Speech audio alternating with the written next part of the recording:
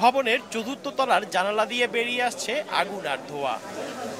সোমবার দুপুর 1টায় চট্টগ্রাম নগরীর কদমতলী এলাকায় হোসেন চেয়ারম্যানের বাড়ির চতুর্থ তলায় একটি কম্বল গোডাউনে আগুন লাগে। প্রথম দিকে ব্যবসায়ীদের পাশাপাশি স্থানীয়রা আগুন নেভানোর চেষ্টা করেন, তবে কম্বল সহ বিভিন্ন দাহ্য পদার্থ থাকায় আগুনের তীব্রতা বেড়ে যায়। এতে গোডাউনে সব মালামাল পুড়ে যাওয়ায় ব্যাপক ক্ষয়ক্ষতির আশঙ্কা ব্যবসায়ীদের। আমরা গোডাউনের ভিতরে কাজ করতেছি এবং বাইরে থেকে দেখি উপরতলায় আগুন লাগছে।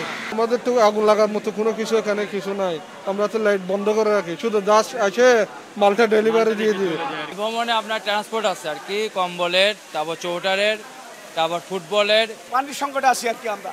তা পানি আমাদের আশেপাশে যেগুলো পানির ট্যাঙ্ক আছে সব তাদের জন্য ফায়ার সার্ভিসের জন্য খুলে দেওয়া হয়েছে। খবর পেয়ে ফায়ার সার্ভিসের 8টি ইউনিট ঘটনাস্থলে পৌঁছালে 2.5 ঘন্টার চেষ্টায় নিয়ন্ত্রণে আসে আগুন। এতে কোনো হতাহত নেই। সবাই মিলে আমাদের সার্ভিস সহযোগিতা করার কারণে আমরা যে অবস্থাগুলোর মধ্যে কাজগুলো করেছি এটা অত্যন্ত রিস্কেবল। আমরা এই মুহূর্তে আগুন সম্পূর্ণ আমাদের নিয়ন্ত্রণ রয়েছে, আশা করি আগুন আর অন্য কোনো ছড়াবে না। আগুনের সূত্রপাত নিয়ে প্রাথমিকভাবে কিছু জানাতে পারেনি ফায়ার সার্ভিস। পার্থপ্রতিম বিশ্বাস, সময় সংবাদ, চট্টগ্রাম।